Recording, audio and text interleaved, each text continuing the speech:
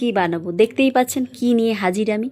আর আপনাদের আগেও আমি বলেছি আমার এঁচোড়ের বিভিন্ন ধরনের রেসিপি আমার খুব ভালো লাগে, যেগুলোই আমি বাড়িতে বানাই সেইগুলোই আপনাদের সামনে আমি তুলে ধরতে চাই, কারণ আমার বেশ ভালো লাগে। আপনারা চাইলে এইভাবে এঁচোড়ের একটা রেসিপি বানাতে পারেন, তাও আবার পেঁয়াজ রসুন ছাড়াই।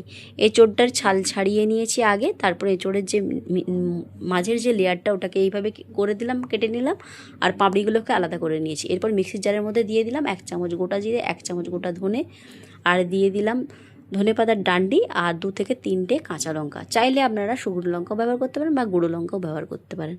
তো দিয়ে দিলাম পরিমাণ মতো নুন আর হলুদ, আর দিয়ে দিলাম এটার মধ্যে লেবুর একটু রস, আর 2 থেকে 3 চামচ এটার মধ্যে দিয়ে দিলাম টক দই, আর বাটি ধোয়া অল্প জল দিয়ে দিলাম এটার মধ্যে। দেওয়ার পরে এটাকে একটা পেস্ট বানিয়ে নিলাম, একদম মিহি পেস্ট না, একটু দানা দানা মতো থাকবে সেভাবে পেস্টটা করলাম, বেটে নিলাম আর কি মিক্সি জারে।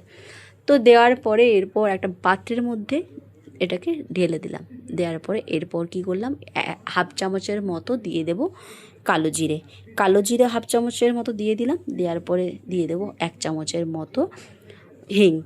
আপনারা চাইলে পেঁয়াজ রসুন দিয়েও করতে পারেন, কিন্তু আমি পেঁয়াজ রসুন ছাড়াই আজকে বানাচ্ছি, কারণ অনেক সময় আমরা বারবত দিনে কি খাবো কি বানাবো এটা ভেবে থাকি, সেই হিসাবে এটা করে থাকি আর কি। আর পাপড়িগুলো একটু গরম জলে ফুটিয়ে নিয়েছিলাম, ব্যাস পাপড়িগুলো জল ঝাড়িয়ে নিয়ে এর মধ্যে দিয়ে দিলাম, আর দিয়ে দিলাম ওটার মধ্যে 2 থেকে 3 চামচের মতো দিয়ে দিয়েছি বেসন, আর 2 চামচের মতো কর্নফ্লাওয়ার দিয়ে এটাকে ভালো করে মেখে বল বল করে বানিয়ে নিয়েছি। তারপর গ্যাস জ্বালিয়ে কড়াই বেশ অনেকটা তেল গরম করে নিয়েছি, তারপর একের পর এক ভেজে নেবো এইভাবে। টাটা।